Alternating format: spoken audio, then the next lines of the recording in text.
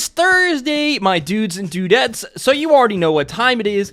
Critical Role Theory time. That's right, today on FraudOnTheTele, we're going to be discussing a critical role theory put forth by the community, one that I've been wanting to talk about for the last couple of weeks right now. A theory that pulls from information all the way back in Critical Role Campaign 2, a theory that could finally reveal the answer to what is going to happen on the apogee solstice. As always, if you enjoyed the video, learned something new, make sure you like, comment, and subscribe. Don't forget to check out some of our other Critical Role theories and Critical Role content.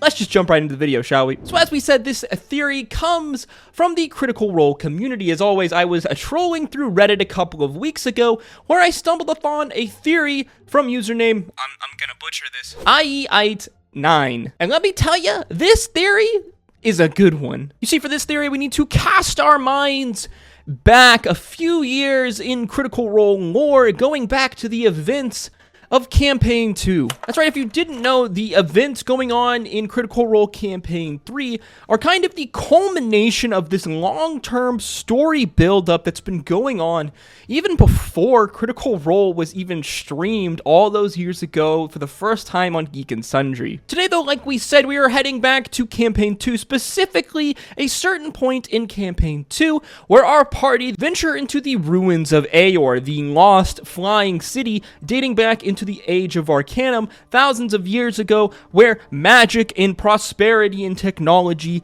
kind of ruled and dominated the world. We enter into the Genesis Ward as the Mighty Nine were chasing the Tomb Takers through Aeor. Caleb stumbles across a large, mostly preserved room filled with Aeorian records. Liam rolls a 28 on an investigation check to examine these records. From this, we know that the documents read here were from before the Calamity, and that some serious lore is about to be dropped. Caleb eventually finds a document being referred to as the Factorum Malice Project, which Caleb loosely translates to mean the Hammer of Creation.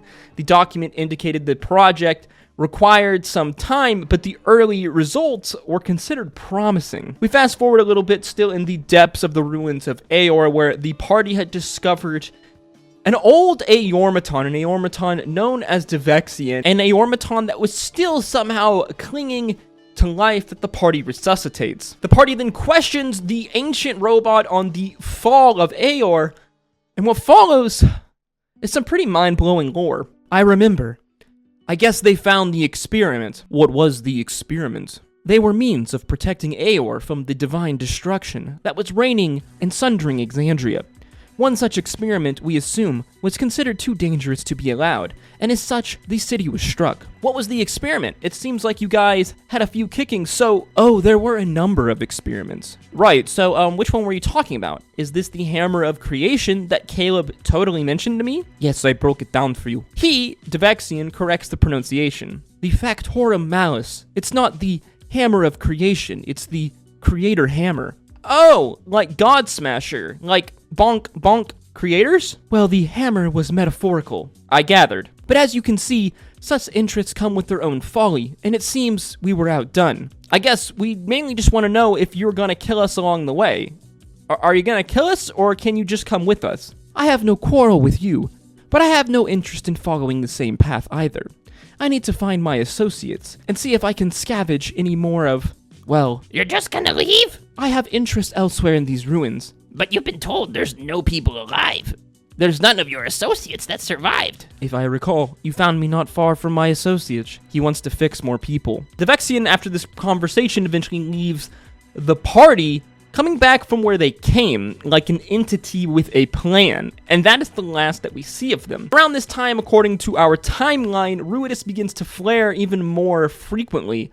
And it was even seen in the Feywild. Was this Predathos beginning to wake up, or was it being awakened by something else? Next, we're going to be fast-forwarding way forward to the events of Campaign 3, somewhat 6 to 7 years later. A mysterious figure only known as D has been selling Aeorian technology all across Marquette and Exandria.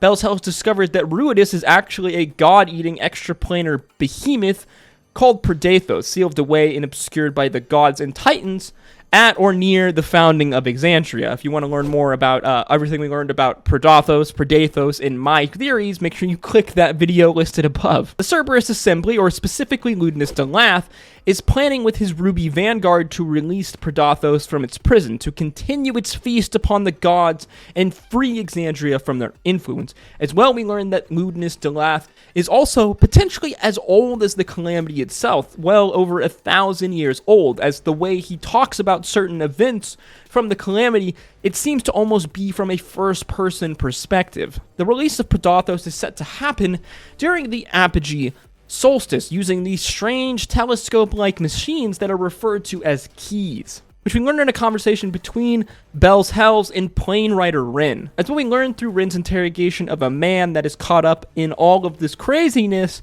that these keys are referred to as malice keys. Malice.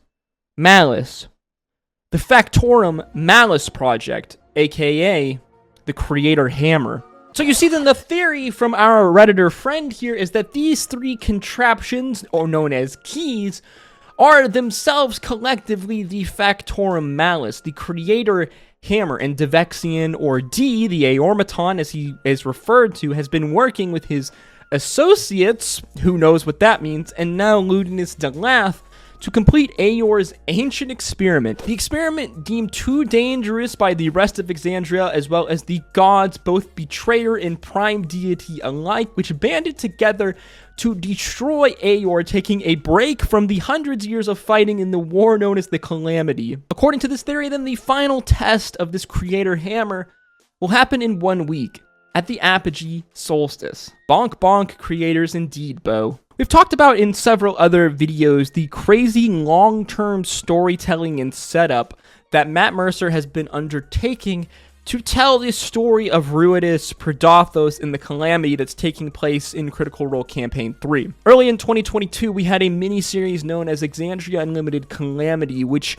foretold and depicted the events that took place leading up to the beginning of the event, the Great War known as the Calamity. During this miniseries, several terms and concepts were introduced to the audience, all of which was done specifically because they would tie into the eventual story taking place here in Campaign 3, most notably the introduction of the apogee solstice. It seems quite possibly that what we're seeing is one of the biggest tie-ins of one of the longest long-term storytelling arcs I've ever seen taken place, especially in a Dungeons & Dragons campaign. Also, further proof or potential proof that Devexion D is indeed involved with the events going on here in the apogee solstice. Links to Ruidus and Aor are the mysterious absence of backstory that we have for FCG, Fresh Cut Grass, Sam Riegel's character, which as well is an ancient Aormaton, one of these robots, these sentient robots from the former floating city of Aor. Yes, the same Aor that crash landed, the Aor that had developed or potentially developed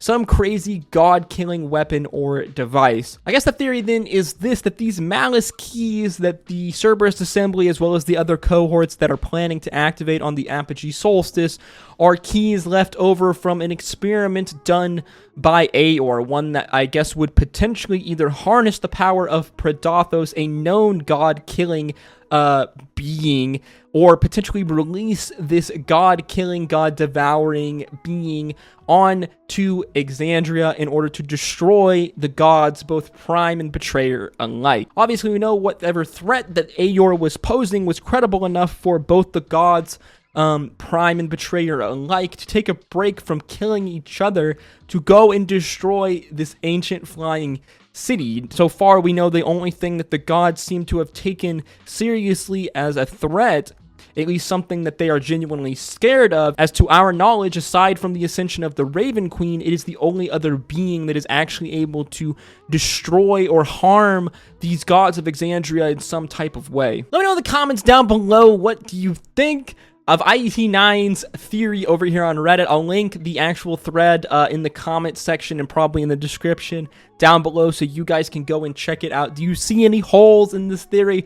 Personally, I don't, and I gotta give a big shout out and round of applause to our Redditor friend here for diving all the way back into Campaign 2 to find this very specific mention of a word which reappeared, word specifically here being malice keys, which very obviously seem to link to a conversation that took place all the way back in Campaign 2 with Devexian the Automaton and potential threat of Aeor in the Calamity. Personally, I'm very invested in this theory. Matt doesn't just drop words and information like this without certain intent, so I wouldn't be surprised that there's a lot of elements of truth within this theory that we're going to see revealed in the coming months of Critical Role. As always, guys, if you enjoyed the video or learned something new, make sure you like, comment, and subscribe. I want to see your thoughts and theories in the comment section down below. Until next time, stay safe out there. Peace, love, Aru.